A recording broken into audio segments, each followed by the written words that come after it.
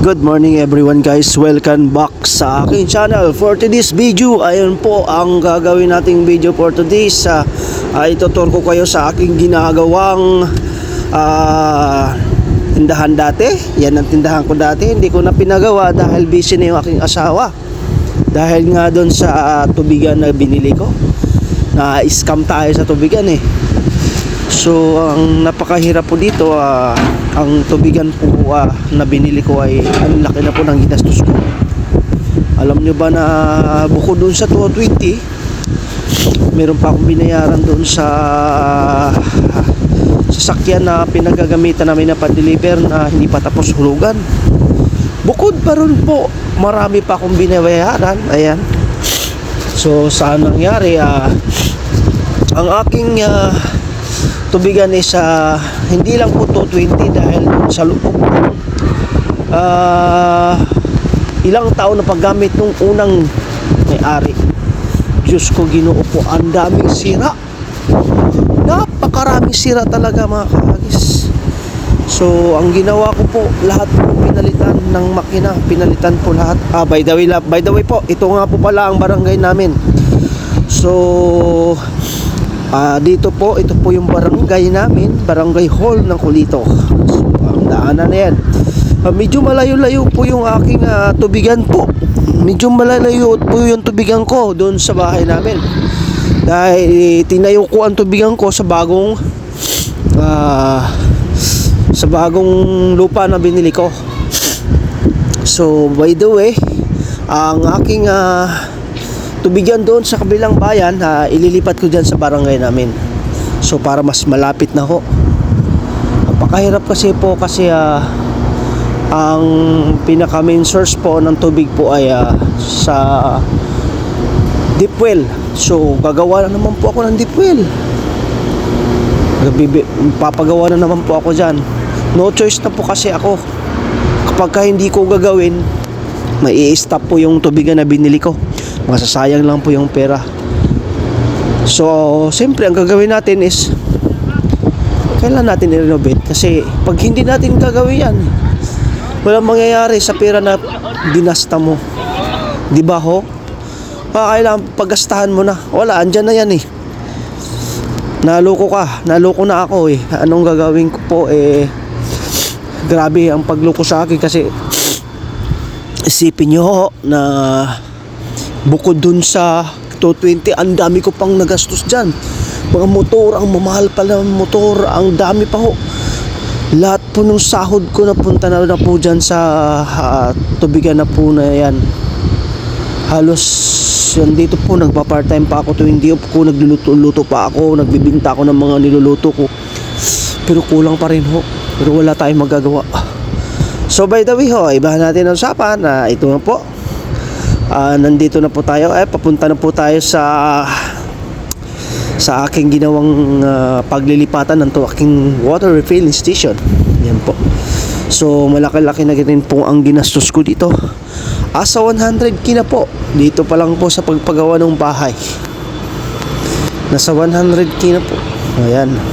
Yan po, di ba? Ang ganda. Ganun-ganun lang, 100k na agad. So yun na nga po, ayan, napakaganda po ng tubigan po. Marami pa akong gagastuhin dito, kasi ayan po, nakikita nyo naman po yung harap, kailangan pang simentohin yan. Bukod po dyan, nagpapagawa po ako ng sink. Yan po yung pagtatapunan ng pagtatapunan ng wastewater at saka sa CR, pinagsama-sama na po. Yun, pinapagawa ko na po yan.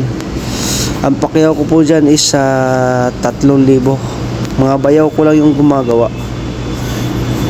Yun ho. So ayan, pakagaling. Bukod pa nga po pala dito, yung ate ko pala nandyan sa loob ng aking tubigan. Ayan, para siyang ang may-ari.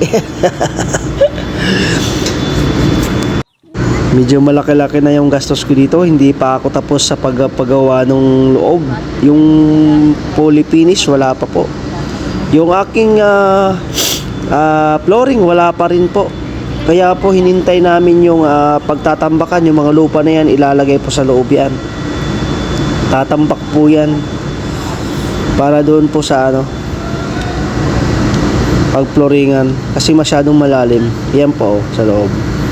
Yan. Diyan po, tatambak yung mga lupa sa loob ng ate ko.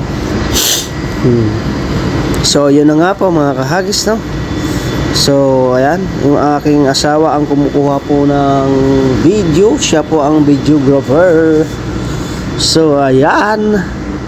So, tara, punta tayo sa kabila. Pupuntahan ko yung aking anak na kinuha na ng aking asawa.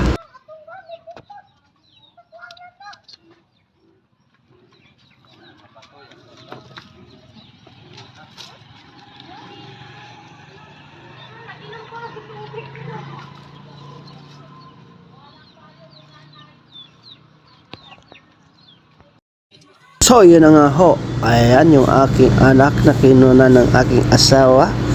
Ayan, habang kinukunan ng aking asawa, ayan, nagsasayaw ang aking anak. Napakaganda. Ay, ay, ay, ay, ay, ang sexy pa. Ay, ay, ay, ay, ay. Ay, ay, ay, ay, ay. So, ayan ho, nakakamiss naman yung aking anak. Oh, ayan ho. Sayaw na, anak.